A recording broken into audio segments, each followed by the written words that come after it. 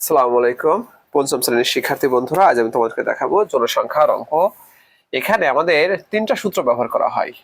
একটা হচ্ছে ঘনত্ব সূত্র। সেটা কি দেখো, ঘনত্ব ঘনত্ব ঘনত্ব সমান জনসংখ্যা ভাগ আয়তন। আয়তন তার মানে জনসংখ্যার ঘনত্ব কত, সূত্রটা হচ্ছে জনসংখ্যা ভাগ আয়তন। তারপরে আসবে আমাদের, দেখো তাহলে তোমার আয়তন সমান কি, আয়তন আয়তন সমান হচ্ছে জনসংখ্যা জনসংখ্যা ভাগ ঘনত্ব। ঘনত্ব ওকে। তাহলে জনসংখ্যা সূত্রটা কি, জনসংখ্যা জনসংখ্যা তাহলে জনসংখ্যা হচ্ছে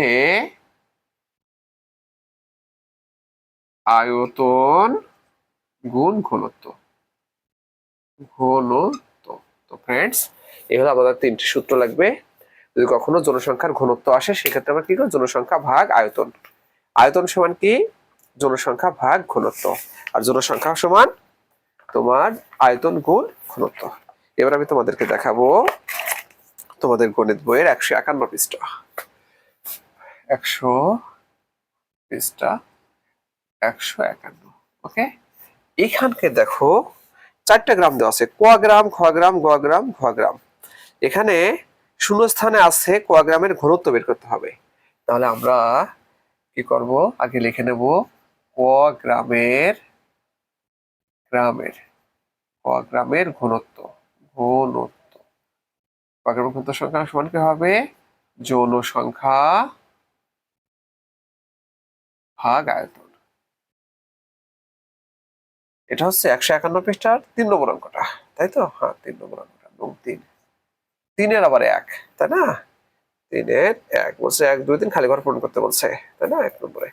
তাহলে এখানে জনসংখ্যা কত দেওয়া আছে দেখো, 1800, 1800 ভাগ আয়তন কত দেওয়া আছে, 15।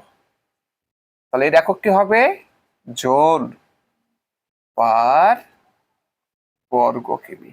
ঠিক আছে, সবসময় রাখবা, যখনই ঘনত্ব বের করবো তখনই এর এর একক হবে জন পার বর্গ কিমি। তাহলে আমরা ভাগ করে দেখি, 15 একে 15, তাই না? তাহলে কত থাকে, 3। 15 2 30, 120 জন পার বর্গ কিমি। বর্গ কিমি।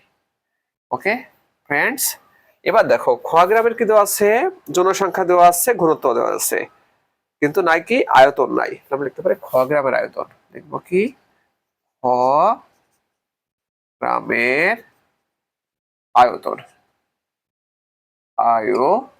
তাহলে আয়তনের সূত্র কি দেখো, জনসংখ্যা ভাগ ঘনত্ব। জনসংখ্যা ভাগ ঘনত্ব।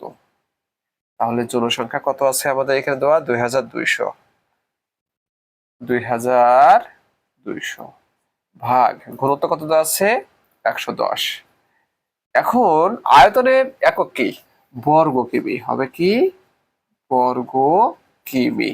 ওকে ফ্রেন্ডস, তাহলে কত হয়, 11 2 22, 2, তাই না? একটা শূন্য বসে 20 বর্গ কিমি। এটা হলো আমাদের খ গ্রামের। তাহলে আমরা এখান থেকে প্রথমে পেয়েছি ক গ্রামের ঘনত্ব, ঠিক আছে?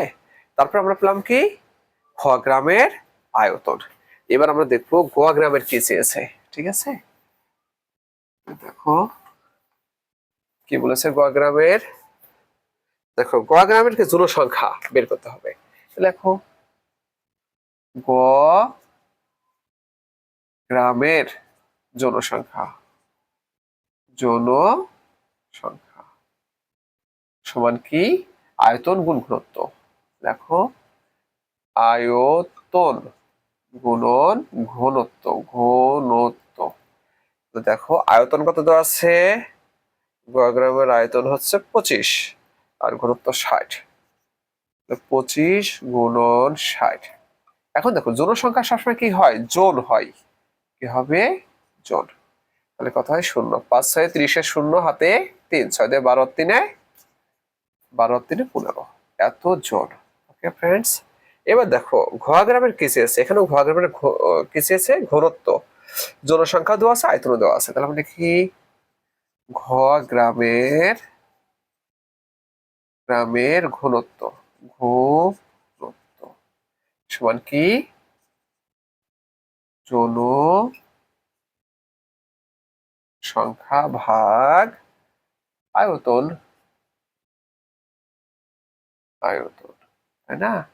তাহলে জনসংখ্যা কত আছে ঘোড়া গ্রামের 2240 ভাগ আয়তন কত আছে আমাদের 8।